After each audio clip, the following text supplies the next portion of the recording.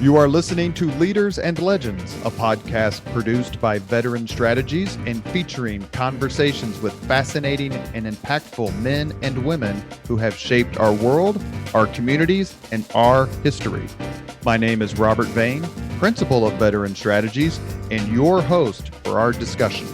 You are listening to Leaders and Legends, a podcast presented by Veteran Strategies, a local veteran public relations enterprise, and sponsored by Girl Scouts of Central Indiana, Garmond Construction, Leaders and Legends LLC, the Grand Hall and Conference Center at Historic Union Station, the McGinley's Golden Ace Inn, and McAllister Machinery, your friendly neighborhood Caterpillar dealer. You may find all your sales and rental equipment needs at McAllister.com. We are pleased to announce our podcast is a member of the All Indiana Podcast Network in partnership with Wish TV. You may find Leaders and Legends at allindianapodcastnetwork.com. Thinking of starting a podcast or need to host a public meeting? Let Leaders and Legends LLC be your partner as you look for new ways to communicate your message. Please contact Chris Spangle or me at leadersandlegends.net. Thank you for joining us on the Leaders and Legends podcast. Our guest today is Michael Huber.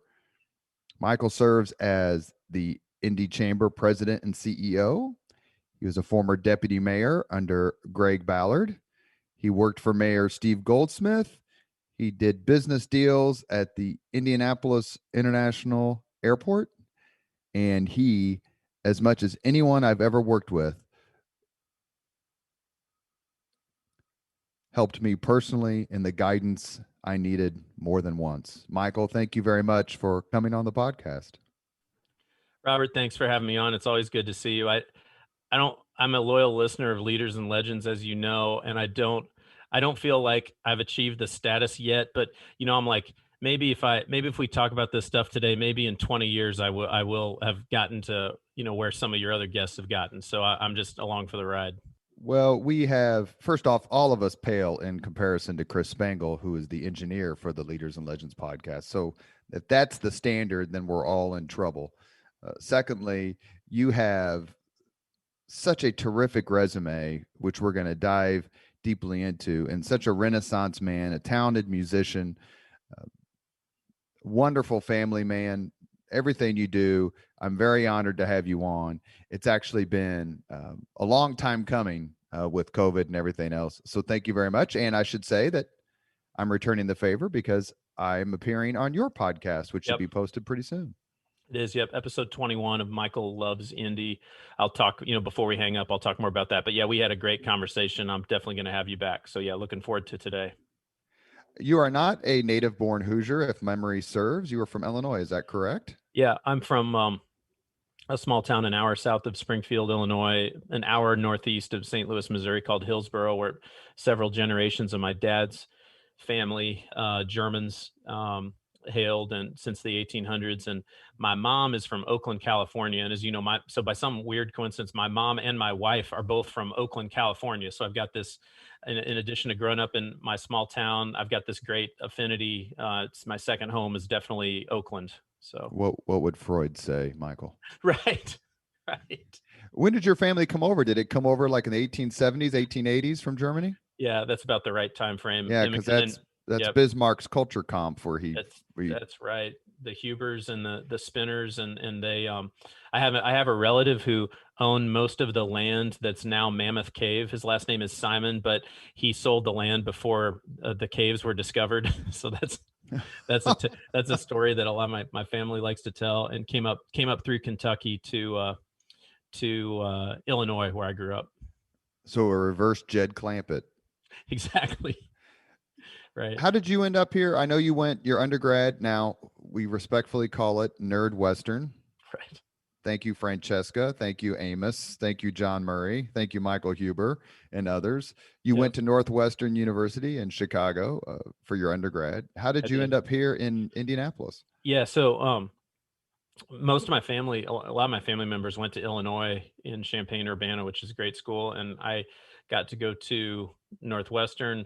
in the late 90s, got a job out in the DC area. Before that, I had interned for Senator Dick Durbin, Senator Richard J. Durbin, if you know him, 1 year out in DC. And I realized that I had thought I had wanted to work on Capitol Hill. I realized that I liked public service, but that wasn't really my main interest. And so I ended up working for a consulting firm. At the time, they were called American Management Systems in Northern Virginia. And I worked in their group that specialized in state and local government solutions. And even at that time, I liked the idea of how can you solve public problems that are close to people. So I I had been out in DC about 2.5 years and got the opportunity via Steve Goldsmith, who actually at that time was former mayor.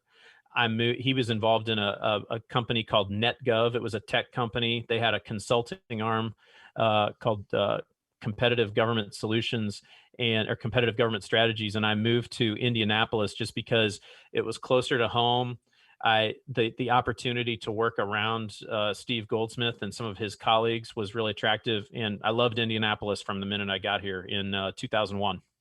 So did you meet Goldsmith in DC? He stopped being mayor in 2000 as a result of the 99 election. When did you meet former Mayor Goldsmith? Yep. I met him in 2001. So I moved here. The principals of the firm that I came to work for included Skip Stitt, deputy mayor of Indianapolis in the 1990s, Mike Brink, who is a very talented leader in Goldsmith's administration in the 1990s. One of the young consultants was now Judge David Serto. So I had the office next to him, and I even lived in Judge Serto's house for the first 9 months when I moved to Indianapolis before either of us was married, obviously. And I met Steve Goldsmith in that time in 2001. And the thing that I feel like I got pretty lucky because I had just turned 25. I moved to Indianapolis, and it's not, DC is such a massive network of people, and that's the way it's set up. But in Indianapolis, I had the good fortune of meeting people like Steve Goldsmith, whose network introduced me very quickly to a lot of both Republicans and Democrats throughout the city. So I had this, I got really lucky. I had this great experience of an Indianapolis that was pretty well connected, and I got to meet a lot of people. We really enjoy it on the Leaders and Legends podcast when we learn something new. So I had no idea, after all our years of friendship and all my years of friendship with Judge David Serto, former podcast guest of ours, that you two lived together. We did. Was that before he moved to the Near East Side, or? No, that was in his house. And there were like 4 or 5 of us rooming at different times, kind of a rotating cast. And he was dating his now wife, Megan, they were doing the long distance thing, and she would visit Indianapolis from time to time before they got engaged, and she called it the Serto home for wayward boys. So that's like a running joke that we have. So it was not, I think it was not, people always ask me, it was not one of those Animal House experiences. I wish I had all these stories of wild parties and things like that. I really don't. Judge Serto is a great guy, and but it was a very welcoming environment when I got to Indianapolis, and Dave Serto, now Judge Serto, was great. Did you have to be Catholic to live there? I think we all were, actually. If I really think about it, I'm pretty sure we all were, just by affinity or something. Yeah, but that's in Woodruff Place on the Near East Side of Indianapolis. Yep.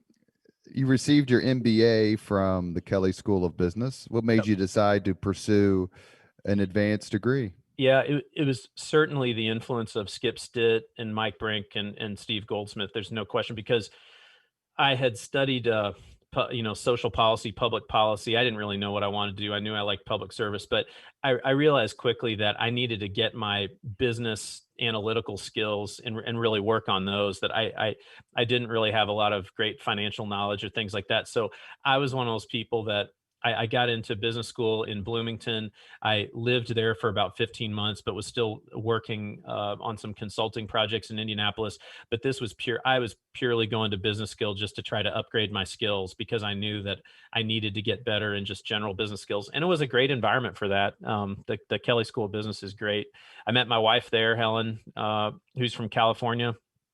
And not long after going to business school, I started volunteering on the Mitch Daniels campaign for governor, and then ended up getting hired before I completed my MBA at the beginning of the Mitch Daniels administration. You and I met a couple times way back back then. You were if I recall, you were working for um, the county clerk, Doris Ann Doris Sadler. Ann Sadler. I remember that. And yeah, and so I was very fortunate. Again, it's not a big state. I met Mitch Daniels through the Steve Goldsmith network, and for a time in my life, over a year, I'd be driving back and forth between Indianapolis and Bloomington literally every day. But it was a great time.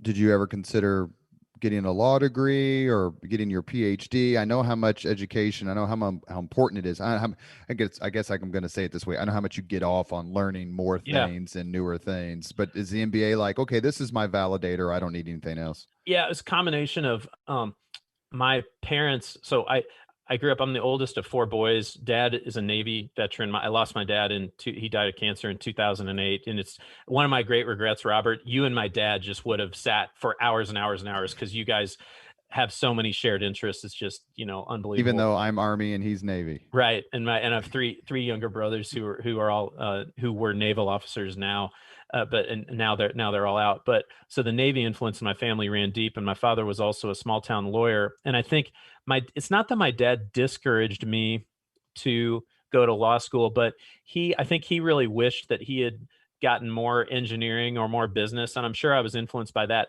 The reality is, I've made peace with this now. My orientation is really that of an operator, and kind of a generalist.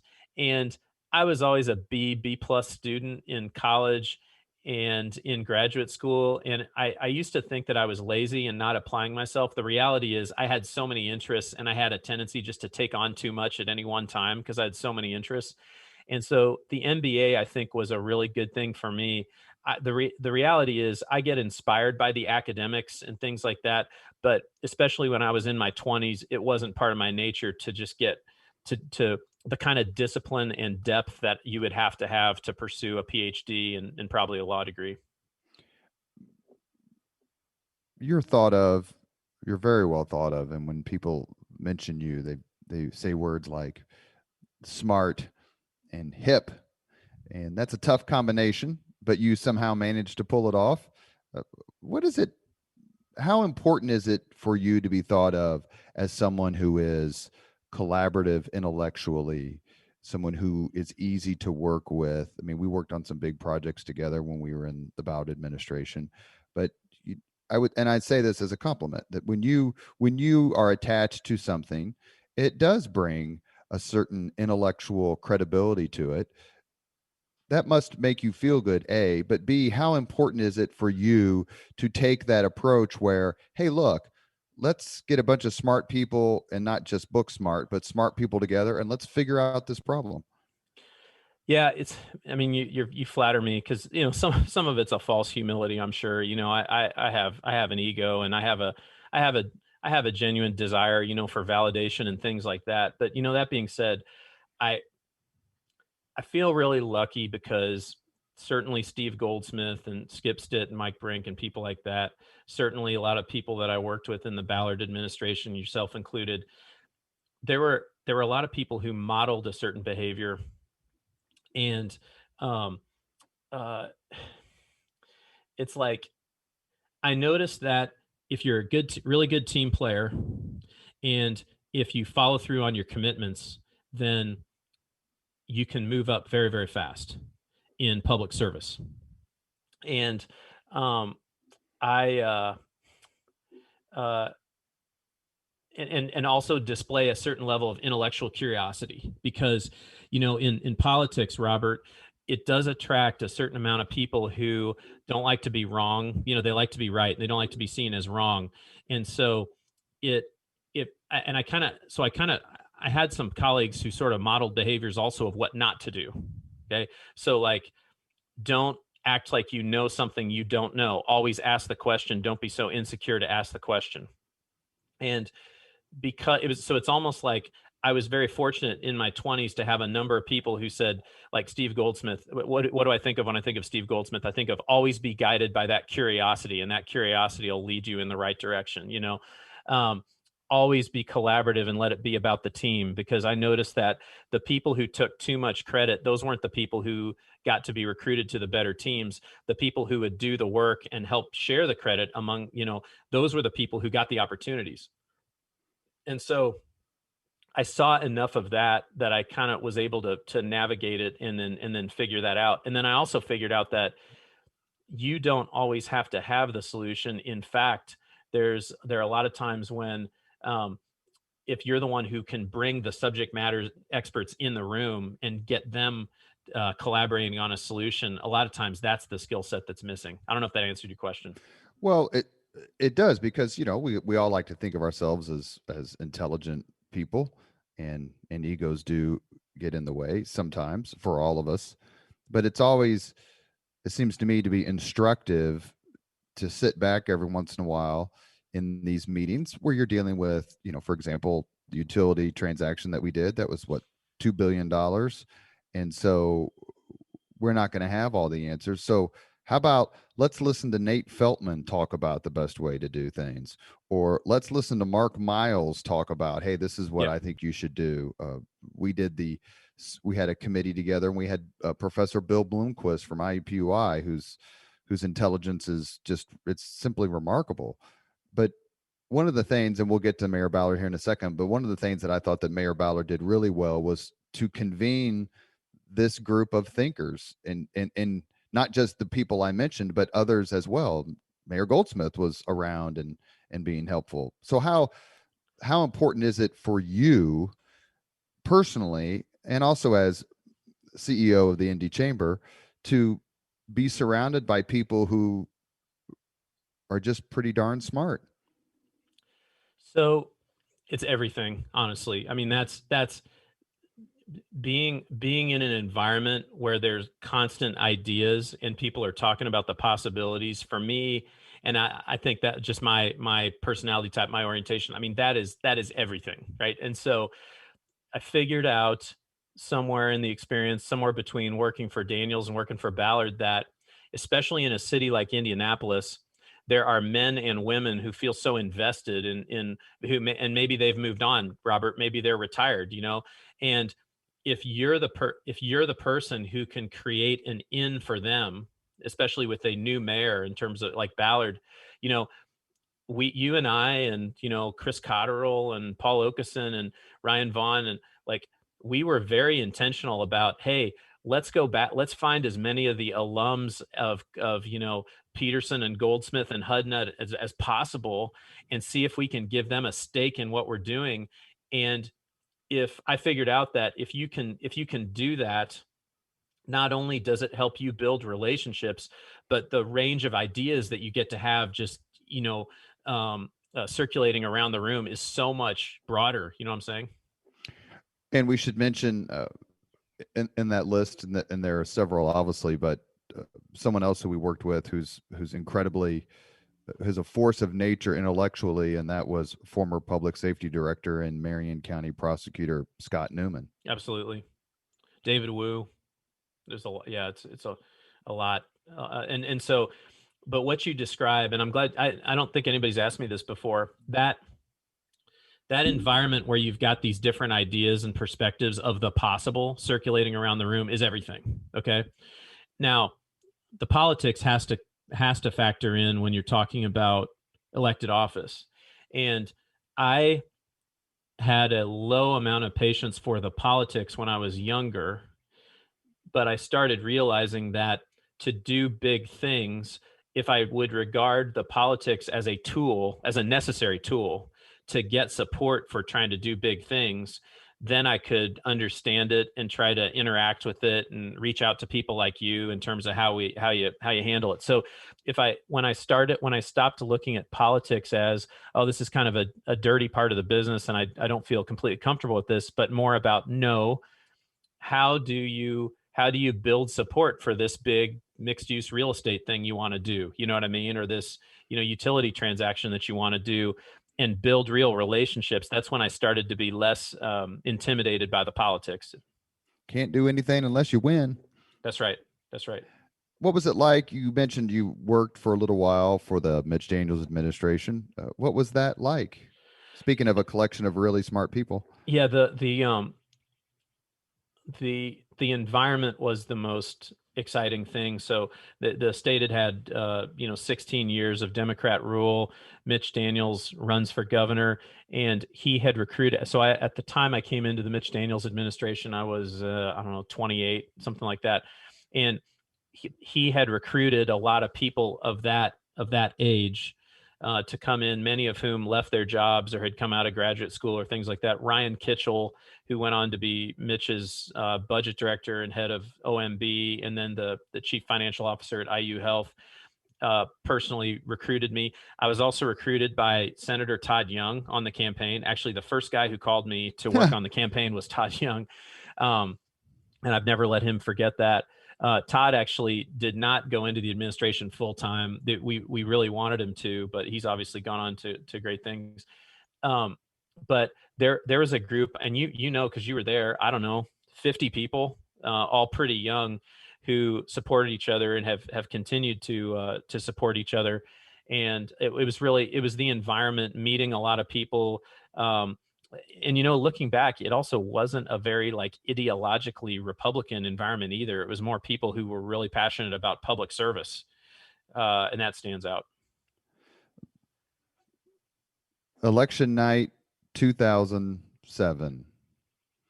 Do you remember where you were when you learned that Greg Ballard was going to be the next mayor of the city of Indianapolis? Yep. I was at whatever the place is called, Dorman Street Pub or Mays Lounge or whatever, meeting a friend for drinks. And that feels like forever because, as you know, I don't drink anymore for the last like almost 5 years. And then I got texts. Yeah, you inspired me, among others, but I got texts from Tom John, our friend, saying, "Hey, Ballard is going to win. Come on over." And I said, I don't feel quite right. I really didn't help him. So I drove home, and I was like, wow, woke up the next morning. How soon after Ballard's victory, after Election Day, were you approached about coming to work for the administration? About a week. And it was David and Ann Shane, who are like family to me, Joe Loftus, Melissa Prophet, and and at the time, it's not that I wasn't interested. I'd only been with the Daniels administration for 3 years, and Ballard had won. And they were, as you know, a lot of kind of the former Goldsmith people and Lugar people were working with Ballard, helping him build a team. And I ended up talking to him maybe right after Thanksgiving. Had about an hour-long conversation with him, and it changed my life. Yeah. What about Greg Ballard, his personality and sort of his stand on the issues and what he wanted to do for the city? What made him attractive to go work for in your mind? Well, at first, his lack of a filter and his lack of ego kind of presence threw me off. It was not at all what I expected. It was just like having a conversation with a family member, and that threw me off. And I look back and I was like, the hubris that it took. I basically came in and I said, I'm only interested in this job. There's so much potential in the city, and to do these kinds of deals. I was thinking about, ways to raise more capital for infrastructure, and I was thinking about big real estate transactions and things like that. And I said, I'm only interested if you'll let me do these things, which I can't believe I said that. And he listened, and he kind of asked me some questions, and he never lets me forget this. And so at the end of the conversation, allegedly, I said, "So really, are you sure you would let me do all this?" And he said, "Yeah, if you work with colleagues and try to get people on board, yeah, absolutely." And I couldn't believe it. Well, as he had said in the administration and we were just a few years, Ballard wins in November of 7. I think it was was it late 2006, early 2007 that, and we had Governor Daniels on the podcast a couple of times. The second time he talked about this, the toll road deal was announced, uh, that the state got, I think, 3.8 billion or something like that. Yep. I'm pretty close. And Greg Ballard wanted you to find him his toll road deal. He said, find me Indianapolis's toll road deal. That regularly in the first year gave me a lot of time, and you were there. I mean, a lot of time for exploration. You know, if I'd had and this is one thing that's so great about Ballard, if it had been a 3-month timeline, and you know, it never would have worked. You know, he gave me a ton of trust to do that kind of exploration, and put a team together and do the kind of analysis. And yeah, incredibly grateful for that. But so when he says, find me my toll road deal, did you have a frame of reference? Did you have any idea about, we obviously knew what he meant, yeah. But it's getting to the destination. Yeah. So, I knew where we wanted to get, which was, basically squeeze the efficiencies out of city assets, and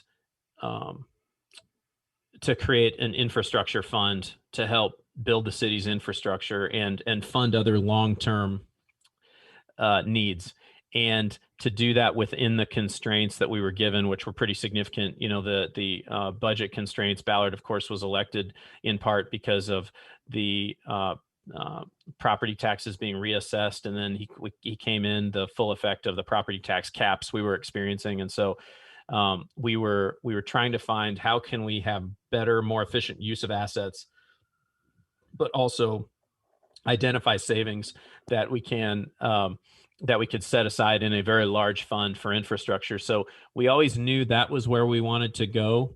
We knew that there were great possibilities on water and wastewater. I would be remiss if I didn't mention David Sherman, brilliant engineer who helped us identify the possibilities on wastewater and water. And David and I would argue all the time, but I always felt like it was respectful. You know, I mean, we would argue about the approach, but we always, and I learned so much from David Sherman. So he's incredibly knowledgeable, for sure. He is. And so we always knew where we wanted to get. And it was Ballard giving me that opportunity to do the analysis of the city's water and wastewater utilities, the parking meters, you know, other assets. And, yeah, it was an incredibly exciting time. You mentioned a few minutes ago about working in the office of Dick Durbin, who's a Democrat from Illinois. When I have people on the podcast who have a political background or political interest, I ask this question, and I meant to ask it earlier, so I'm going to go back to it. Who or what or how did your political philosophy and political sort of affiliation get shaped? Dick Durbin's a Democrat. You're obviously a Republican who's worked for Republican administrations. So was there a gradual shift, or you just took a gig because it was in DC and you were always of a certain philosophy? Because I know your dad shaped it considerably for you. Yeah. My dad, it was huge. So my family in Illinois, my dad's side of the family, largely John F. Kennedy Democrats. My dad was a Barry Goldwater Republican. My dad, and you're very familiar with this photo because I had it in my office. My dad ran and narrowly lost in 1980 for state's attorney in Illinois, which is the equivalent of county prosecutor in our county. And I've got this great photo of my dad with Ronald Reagan and Bush on their tour in the 1980 presidential campaign, stopped at the county fair outside my town in Butler, Illinois, population 250. And my dad got photographed with Reagan and Bush. And I've got this great photo of Reagan and my dad and Reagan. Allegedly, my dad says to Reagan, so this is my father who went to St. Louis University, first from his family to go to college, naval officer in Vietnam, law school in University of San Francisco, USF, which is where he met my mom. And my mom moved with my dad back to Illinois. So my dad had lived in California for some time. And my dad meets Ronald Reagan when my dad is running for state's attorney and is standing next to Reagan and says, "Governor, I need you to know you're the reason I'm a Republican, but I've only been a Republican since 1972, to which Reagan allegedly says, that's okay. I've only been a Republican since 1964. So my father definitely impacted me in that regard. I am of the belief, Robert, the sincere belief that my father would have turned independent today, okay, in the last 5 or 6 years. And I really believe that. But as I look back, he allowed me to kind of take on different ideologies as I was growing up, and there I'd go through certain things where I would swing, I think, more toward the Democrat Party. And then I'd go through things where I'd swing more toward the Republican Party. And that's also why I think I've adopted a view that people typically, yeah, who you are is not going to change that much, and who I am is not going to change that much. And yet, we go through things that our philosophies can change. The political parties themselves are moving targets, right? And they shift from time to time. And I think, if anything, so my father was definitely the most impactful person, but he also was very understanding, as I and my brothers and other people would kind of go, almost let you put on different ideologies. And I think that's so important, because as I look at somebody like Steve Goldsmith, okay, he's guided by his curiosity, and he writes a new book every 2 to 3 years. So if you were to recalibrate where Steve is on the issues, that changes every 5 or 10 years. And I really admire that. You know what I mean? Like, I sincerely hope that if you and I were having this conversation in 10 years, that you'd be in a different place based on things you had gone through, and that I would too. You know what I mean? Sure, there are certain aspects.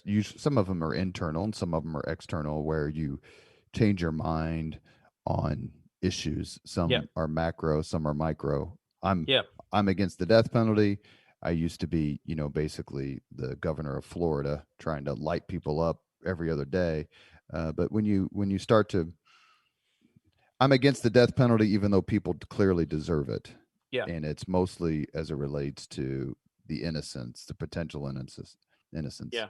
and it's probably less likely now with DNA Yeah. evidence, but the legion of stories of people who were put to death and clearly were innocent, or had faulty counsel, or were, quite frankly, immersed in a system where their race was used against them. The list goes on, and you can come up with other avenues of thought. But yes, you should examine your own views from time to time, Yeah. not only intellectually but emotionally, just to make sure they don't become stale, because none of us want to be iconoclasts.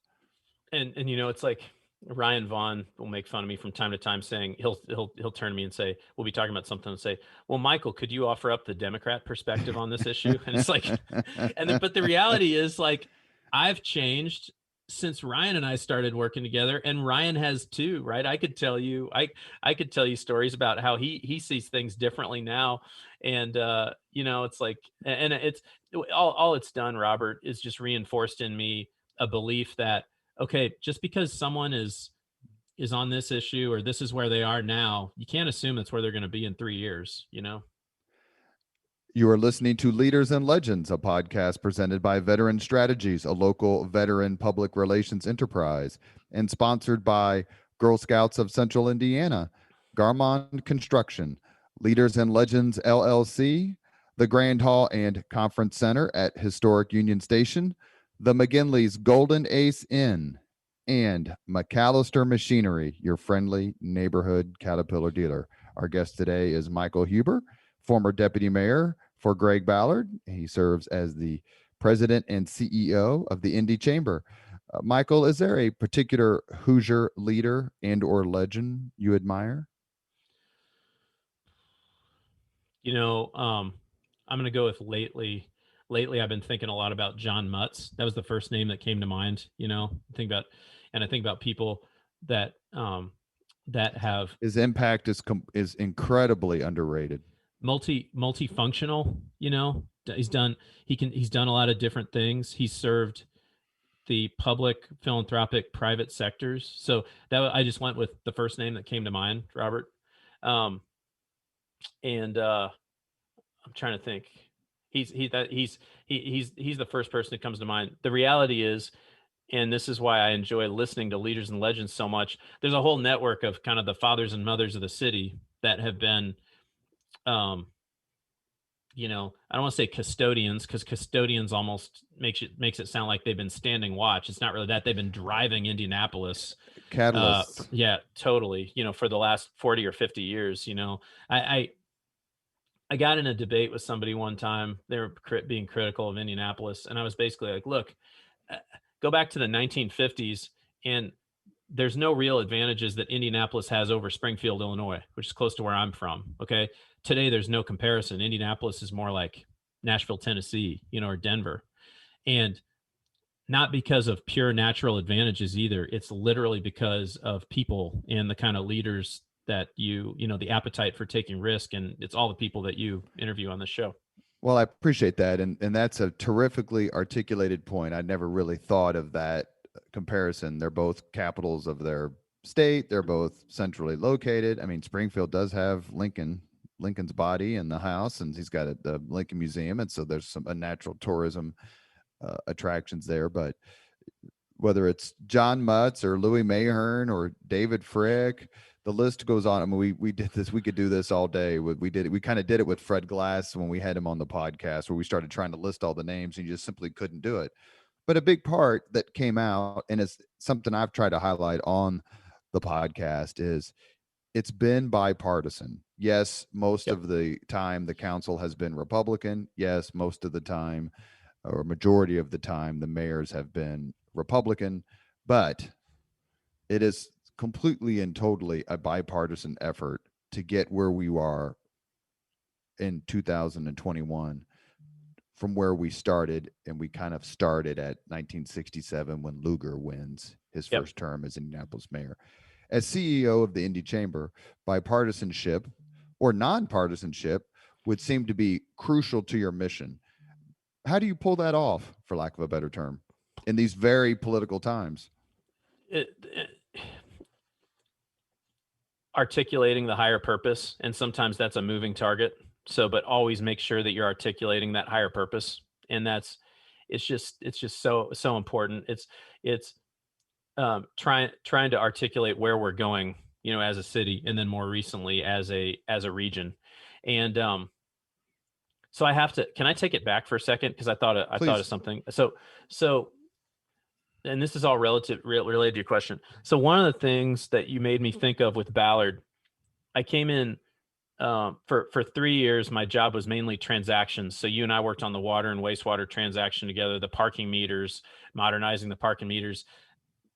Over $1 billion of urban infill development that Ballard allowed me to work on, right?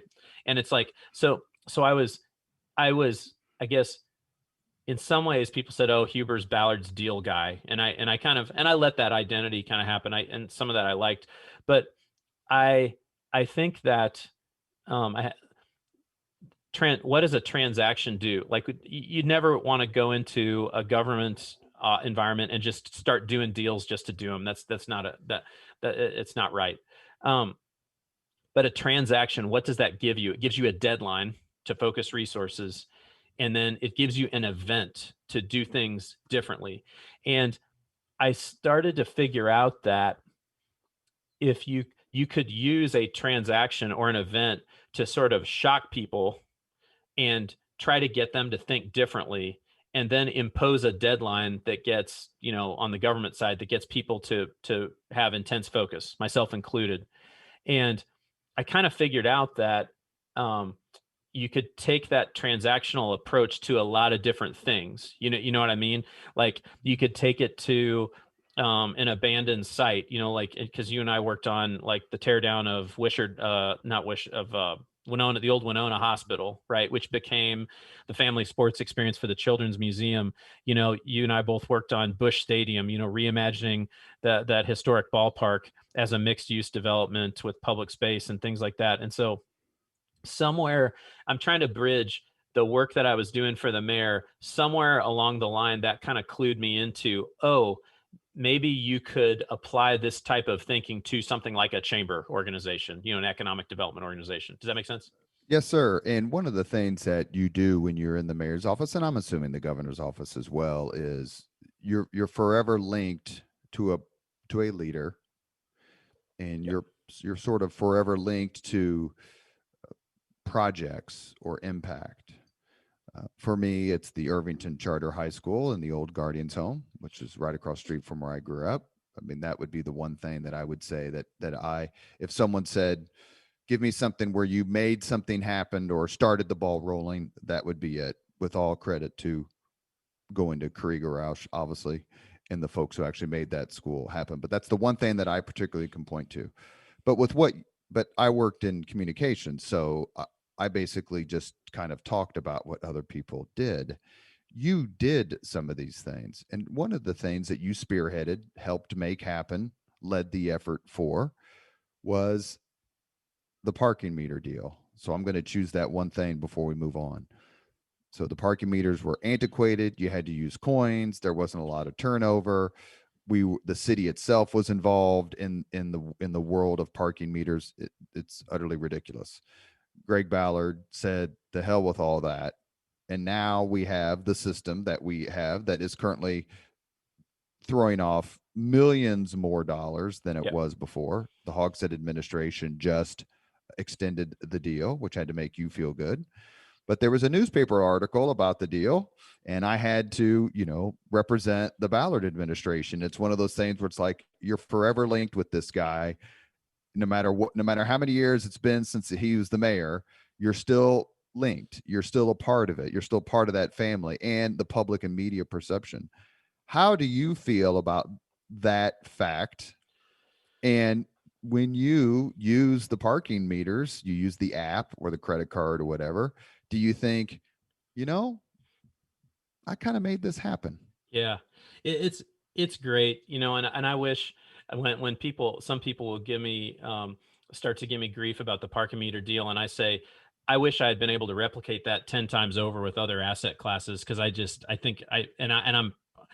will die on that hill of the parking meter. The truth is, there are ways that the city can renegotiate that, and Hogsett knows that I'm available to him, and there are ways that we could renegotiate it. So I am proud of it, because it took an asset that had, the rates hadn't been increased since the year I was born in 1975. And it was not throwing off any revenue. And we did so many, again, we did so many different things. We were able to modernize the technology and the meters, but have the vendor pay for that cost. We were able to generate a lot of money, which ended up going to Georgia Street downtown in advance of the Super Bowl, and then also to Broad Ripple to make infrastructure improvements in Broad Ripple. And we were able to shift a lot of the risk. See, that's in the quote privatization debate, which privatization isn't the right term. It should really be about shared risk. So what risk does the government entity assume? And then what risk do they agree to shift to the private operator? And people make a lot of the 50-year term of the deal. The fact is, there's a way that the city can buy it out every 10 years. It's not a secret. It's definitely, and that's what the Hogshead administration just had. They chose to extend it, right? And it's definitely doable. It was funny, and I get it. People got there was significant opposition to it, and I totally understood it. And there's so many. That project has so many spin-off stories, which we won't get into now. But among them, look, the practice of going out into the community, both on the water and wastewater sale to Citizens Energy and on the parking meter deal, and just meeting skepticism and just getting my butt kicked in public forums, Robert, looking back, was really good experience. The kind of prep, going up against going to the city county council and just being ready to answer their questions respectfully and not lose your nerve was great practice for me. One of my favorite ones is, I'll try to make this story quick. So at the time, my favorite urban blogger, who at the time is based in Chicago, Aaron Wren, the Urbanophile, who I read religiously. One day I wake up and he's writing a post about how bad the Indy parking meter proposal, which had not gotten passed by the council, how bad he believes it is. And I take it into your office. You and I are both working for the mayor at the time. I take it into your office in a panic. And you said, well, and I say, Robert, the Urbanophile's written this total takedown of the parking meter. This is a disaster. And you're like, well, is he right? And I kind of pause and I'm like, well, yeah, he makes some good points, but then he makes some other points that are just wrong. And you're like, Okay, what are you doing tomorrow? It was a Saturday. All right, let's put something together. And we line by line, 13 pages. If you include his criticisms and then our responses, 13 pages. We send it to him. I've never communicated with him before at this point. We send it to the Urbanophile and he posts it. And Aaron Wren is then brought in by the Democrats to testify against the proposal. All right. That sparks a 10-year friendship that I have with Aaron Wren, resulting in a year ago, me hiring Aaron Wren to come work for the Indy Chamber for a year and write for us and bring him and his wife and young son back to Indianapolis where he is. And he and I communicate all the time now. So I know that's like 5 different stories in one, but it's like a younger version of me would have basically said, well, forget that guy. I don't want that guy. That guy's against me. I don't want that guy in my life. But actually, even though we were pitted on opposite sides of the issue, I had profound respect for his work, ends up sparking this, great friendship. And the cool thing about Indianapolis, as you know, from your Leaders and Legends podcast, is it's just full of stories like that, A great way to get smarter is to talk to people who are smarter. Well, and I got to tell you, I haven't told you this before. So you changed my life in a couple of different ways, but I've never told you this before. So I was super nervous one night, and I'm pretty sure we were having in a council hearing on the parking meter deal. And I just wasn't, I don't know, I was tired. I just wasn't feeling it. With public hearing after public hearing after public hearing, which looking back was great experience, but I did not feel that way at the time. And I was like, I don't know, Robert, I was not feeling great about going into this hearing, which I knew was going to be very contentious for opponents of the deal. And you basically said to me, and you said in a text, you said, there's nobody better articulating the intersection of commerce, community, and culture than you. So just go out there and share the vision. And I was like, I was like, that was what I needed to hear. But I had never heard anybody say that to me. You know what I mean? And it was more so instead of like being like, nope, you go in there and just give them all the right answers. You were like, no, man, you've got a unique point of view on these things, and you don't need to be nervous about that. That changed my life. I'm not exaggerating.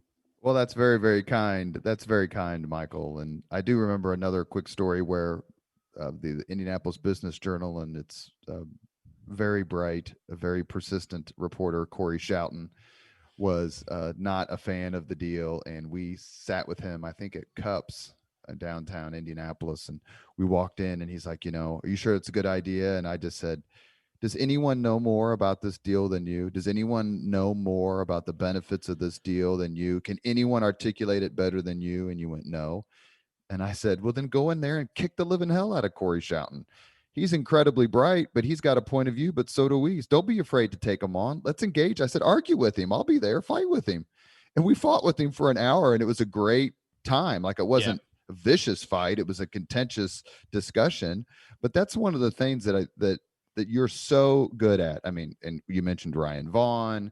You mentioned Chris Cotterill. I mean, Paul Okeson. The list goes on. Jen Pittman, where you just have, like, let's go argue with these folks, because I think their intentions are pure. That may be laced with a little bit of politics. Yeah. But we can't get the mayor where he needs to be by covering up.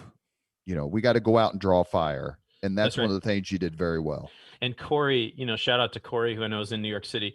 Robert, Corey told me something after I left the mayor's office, and he said, he actually was very kind, and we were having a conversation. This is as I was leaving, and he said, anytime there's public money involved, I just see my fundamental role as a journalist to shoot holes in the proposal from every angle. And I was like, man, I wish you'd told me that 5 years ago, because it's like, yeah, presuming the best intent, even when maybe others don't have the best intent, right? Even when they're not engaging intellectually, they don't care about the merits. They're just trying to not let you get a win. Okay. But presuming the best intent and showing a level of transparency and honesty, it takes a lot of prep. It takes a lot of discipline, but it really is worth it. And one of the things that has benefited me now in my role at the Indy Chamber is some of my own board members are people that I, by a project maybe I was working on in the mayor's office, was on opposite sides of the negotiating table with, and I saw colleagues, and you did too. Let's be honest. They would be on the other side of the negotiating table with someone, and they would behave in a way that it would sever the relationship, right? That's right. And I learned through observing others. I learned in making some mistakes that there's a way to advocate for your position, but with a sense of respect for your adversary. And you helped me a lot in that respect. You know what I mean? Just in the here's what the opposition is trying to do. Here's their basic motivation. Here, your relationship with people like Ed Tracy, who is chairing the Marion County Democrats. You know what I mean? Well, just because we think it's the right thing to do doesn't mean that it's the perfect thing to do. That's right. And those are entirely different things. That's right. And you have to understand that the other side, which you may disagree with, it doesn't mean they're wrong about everything. Mm-hmm. And when we were doing the utility deal, especially, I would leak certain aspects of the deal to the media so they could get covered. And then Democrat bloggers, because that's what they were doing back then. But Democrat commentators would then comment on it, would criticize it, would try to tear it apart. And I would bring it to you and go, look, I think that's a good point. Let's fix that. And you would say, yeah, that is a good point. You can learn a lot to aid your own cause by listening to people who are not necessarily aligned with your own cause. Yeah. And I did, and this is from, and I'm sure this rings true in military history too. I did, when Jason Cloth came in, succeeding the brilliant Kriega Rausch, the equally brilliant Jason Cloth comes in. I remember I was on my way out to go to the airport and work at the airport at that time. But I remember Jason came and presented me with a stressful situation involving leadership in the community. And somehow, without really knowing what I was saying, I was like, don't worry about it. You make the first move and you make them respond to you. And I still believe that's true. And that's where I think the creativity comes in that you can have on the public sector side. Now, of course, I could never act without the mayor's support, right? And I had to be acting, obviously, with transparency and make sure within the boundaries of the laws and the procedures, that stuff is incredibly important. But too often I see young people get in the environment and they get frozen and they get paralyzed. And it makes me sad because there's so much opportunity to do good and have these great experiences, employing your creativity. And whether that's, on one of these transactions or whether that's reimagining, a project like, Cityway, which you're very familiar with and we worked on, it's there's too much opportunity in that environment. And that holds true with my job at the chamber as well.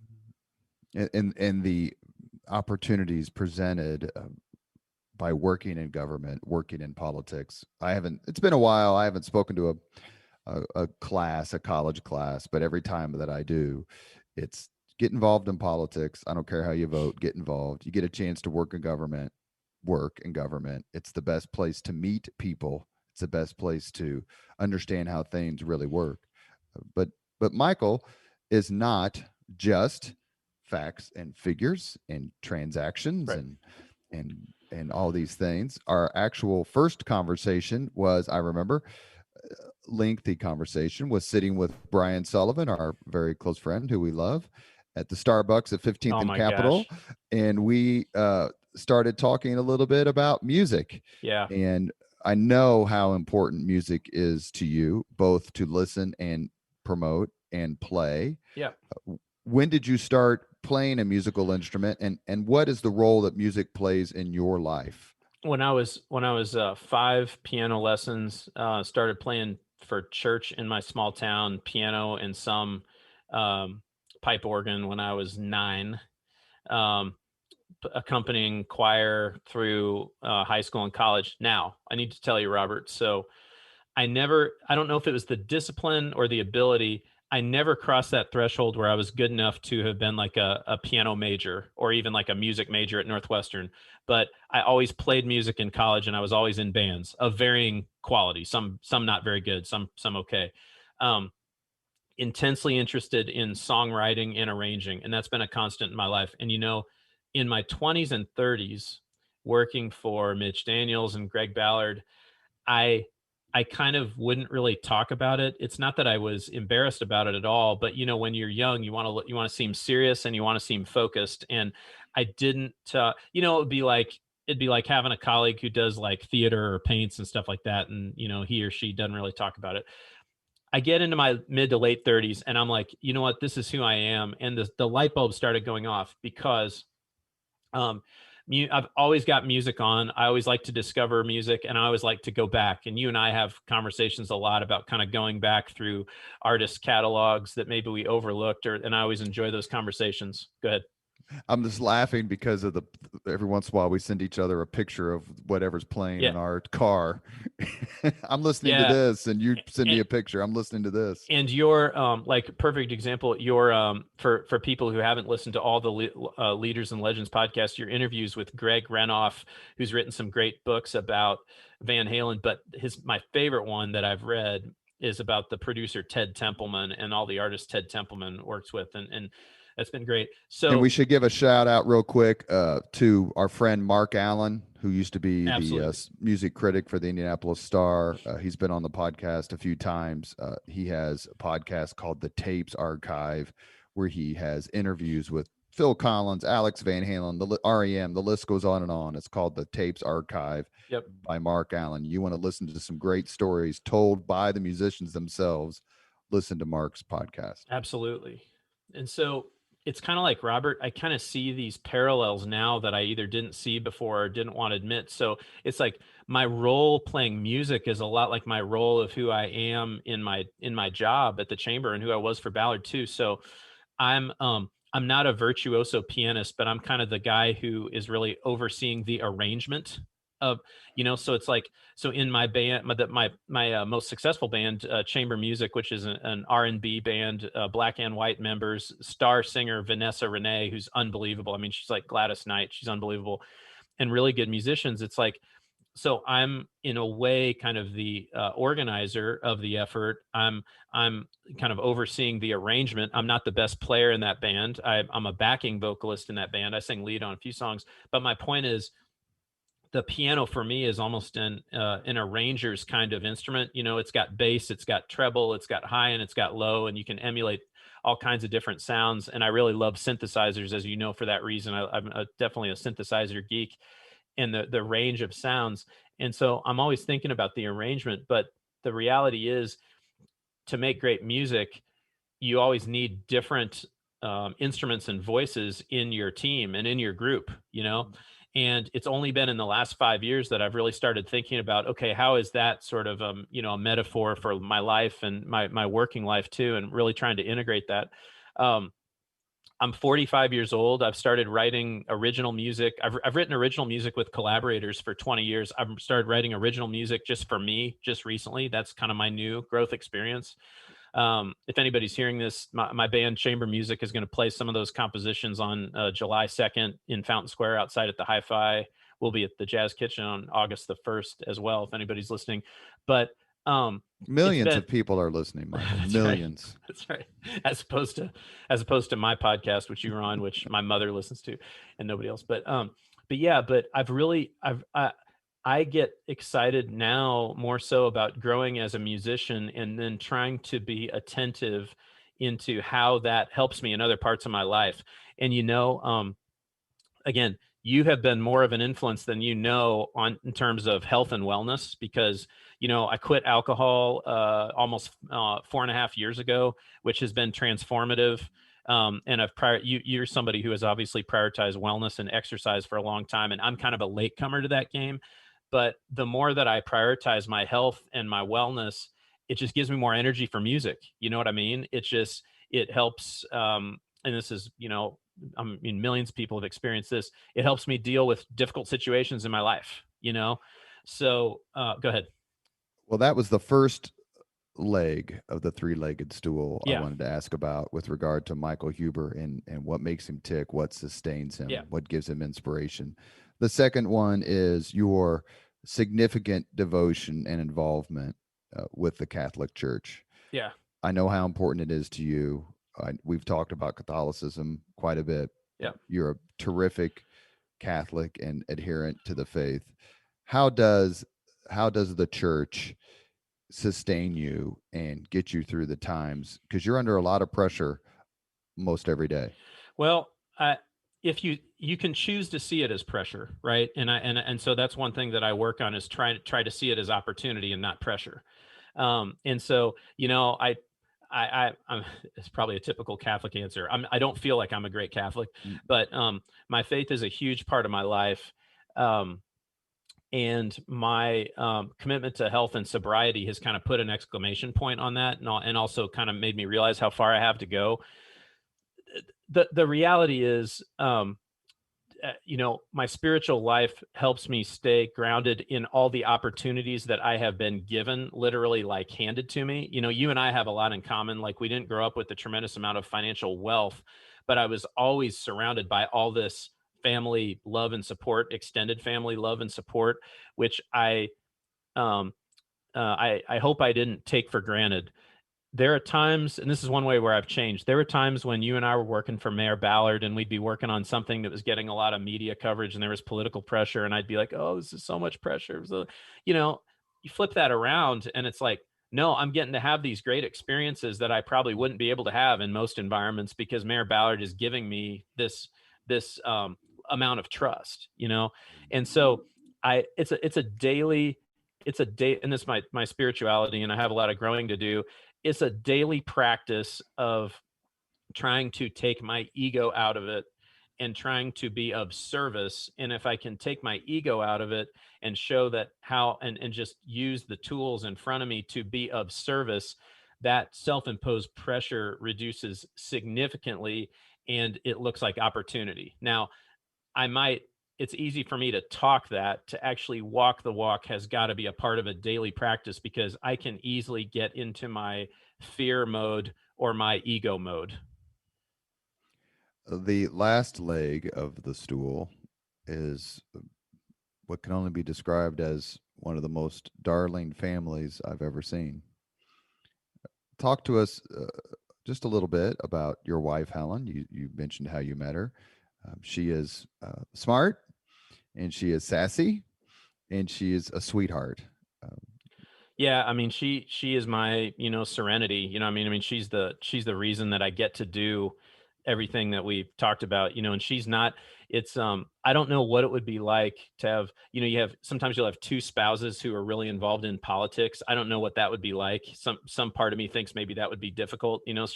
She is someone who could not be less interested in local politics and things like that. She's a liberal Democrat who went to Berkeley undergrad and is very much of the Bay Area, and yet has really embraced Indianapolis. We have kind of opposing temperaments. I'm, as you can probably tell if you don't know me, can get very up and down in my energy level all the time. And she is very constant just in her kind of presence and in her love. And she's just an amazing mom. And she's got a whole, life and interests of her own that I'm just constantly learning from. Our thing, as you know, in the past 18 months, we not even in June, we bought an RV trailer. We were 3 months into COVID, just like, what are we even, how do we go out and visit people? And so we're on this adventure. We drove it everywhere last year. We drove it to California to see her parents, have a distance visit with her parents. We're driving it to the East Coast in a few weeks, and our three kids, I mean, it's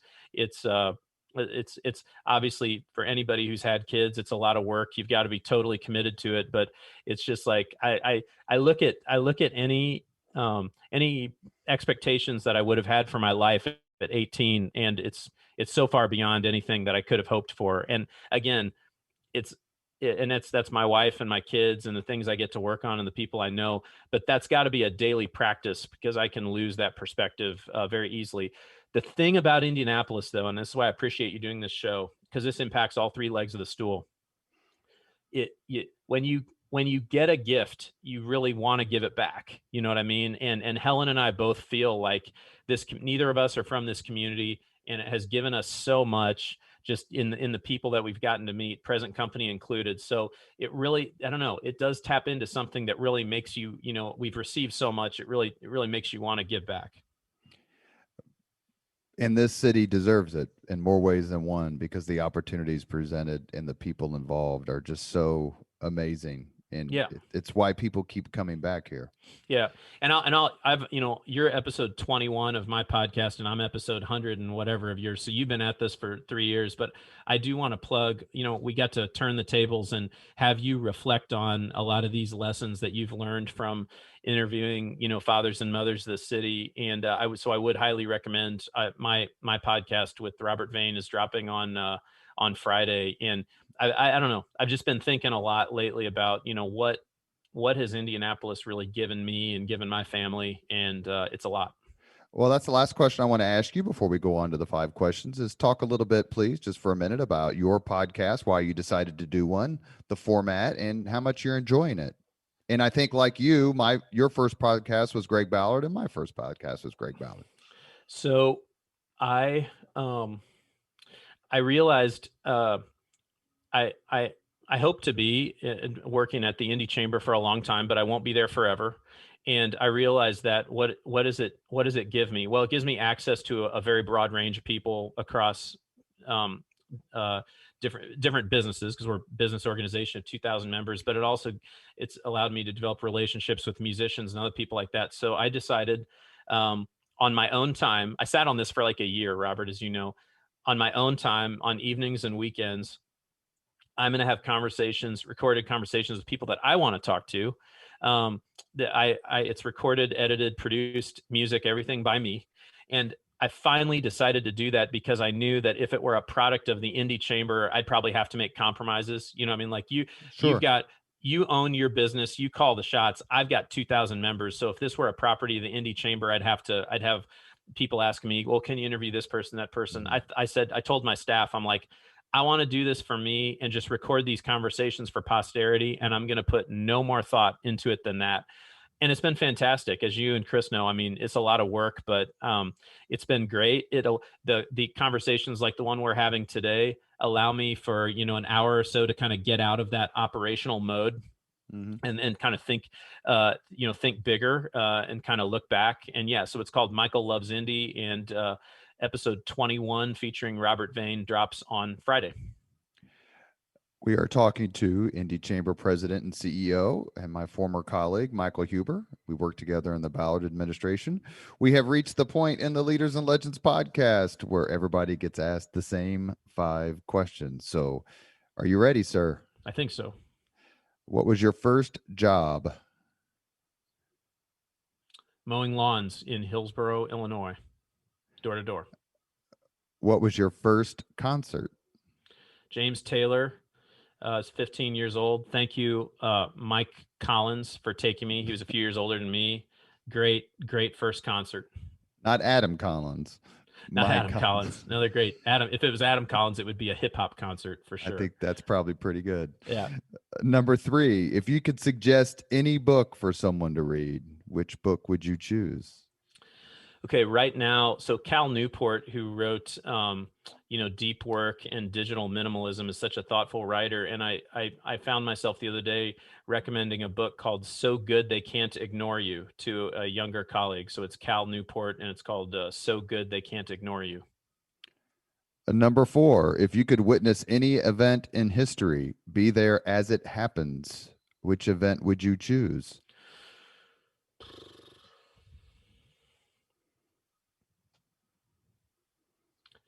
I thought I was going to be prepared for this, Robert. Witnessing any event. I'm going to go with the first thing that comes to mind, the St. Louis Cardinals 1982 winning the World Series Game 7. That's what I'm going to go with. First thing that came to my mind. They beat the Brewers, is that right? They did. The Suds series. They beat Harvey's Wallbangers. Yep, fantastic. Yeah, that was my favorite baseball team, 82 Cardinals. Yep. The last question. If you could have dinner with anyone living today, 2 hours off the record just to chat, whom would you choose? Stevie Wonder, no doubt. Got to see him, Robert, man. I got to see him November of 2016, playing songs in the key of life, note for note. And he came out, it was about 72 hours after Amos Brown died. I was going to say that's right. And he walked out, escorted by a couple of his backup singers, all the lights off except one spotlight. And he just comes out and everybody cheers. And he says, tonight's performance is dedicated to the great community servant, Amos Brown, who died recently. Lights out, several minutes of silence. But Stevie's whole approach to music and I don't know, it taps into something spiritual and kind of otherworldly for me. Brilliance is always compelling. No doubt. No matter what field it's in. No doubt. Yeah. You have been listening to Leaders and Legends, a podcast presented by Veteran Strategies, a local veteran public relations enterprise, and sponsored by Girl Scouts of Central Indiana, Garmond Construction, Leaders and Legends LLC, the Grand Hall and Conference Center at Historic Union Station, the McGinley's Golden Ace Inn, and McAllister Machinery, your friendly neighborhood Caterpillar dealer. Our guest today has been Indy Chamber President and CEO Michael Huber. He's a good friend. He's a terrific family man. He's brilliant, and he's an absolutely amazing citizen. Thank you, Michael, for coming on. Robert, always great to be with you. Look forward to talking again soon. Thank you very much for listening to Leaders and Legends, brought to you by Veteran Strategies Incorporated. If you want to contact us about this program or our menu of public relations services, please send us an email at robert@veteranstrategies.com. That's robert@veteranstrategies.com.